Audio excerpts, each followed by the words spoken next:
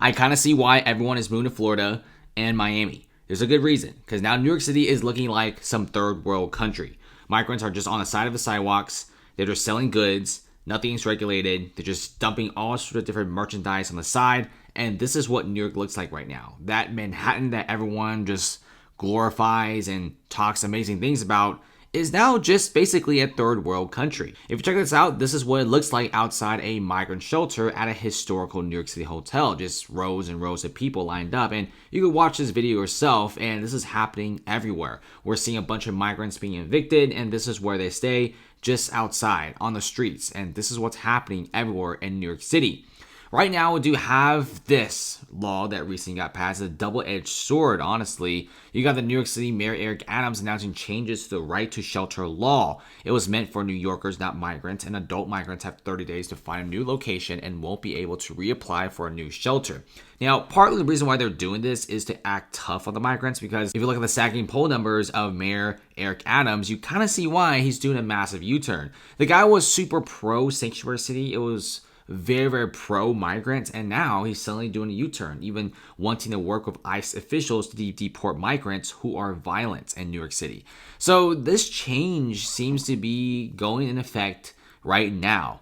30 days and you can't apply for a new shelter. But remember, what's going to happen to these migrants is they're just simply going to sleep on the streets because there's not enough work permits. There's simply not enough jobs to accommodate tens of thousands of newcomers into New York City. Not to mention the amount of businesses, chain stores, and companies leaving New York City is at a record high. And look at this. You also have New York City is so down bad.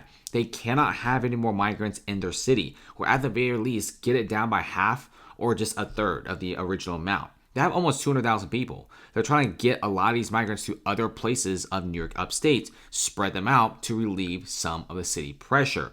But now we have many New Yorkers, especially upstate New York, are all sick and tired of what's happening in New York City, and they do not want this in their local communities.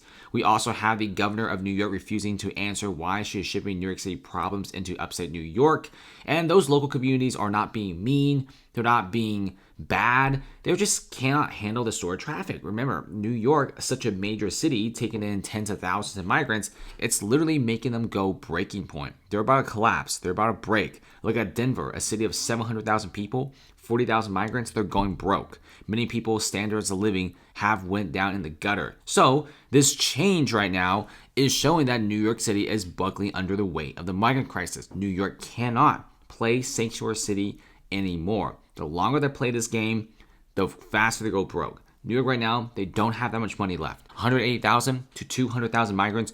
We're looking at around $10 million per day and billions of dollars every few weeks. This is a very expensive venture that New York City did. And like I said, if New York just took in maybe 10,000 migrants, it wouldn't really get this bad. In fact, it will actually be a big plus for New York City. But after 1 to 2 years of playing the migrant city card, New York starts noticing that they're running dry of money. Population is declining. The amount of companies leaving are increasing. And it's being challenged by other cities like Toronto in the north and Miami, Wall Street South in the bottom.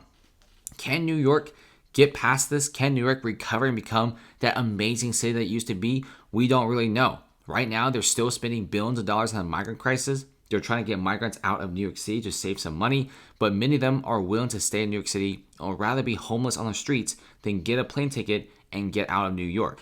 New York City, this is no longer the place to be. This is probably one of the worst places to live. And guys, it's 2024. You don't have to live in New York City for a job. In fact, many companies have already started relocations to other areas.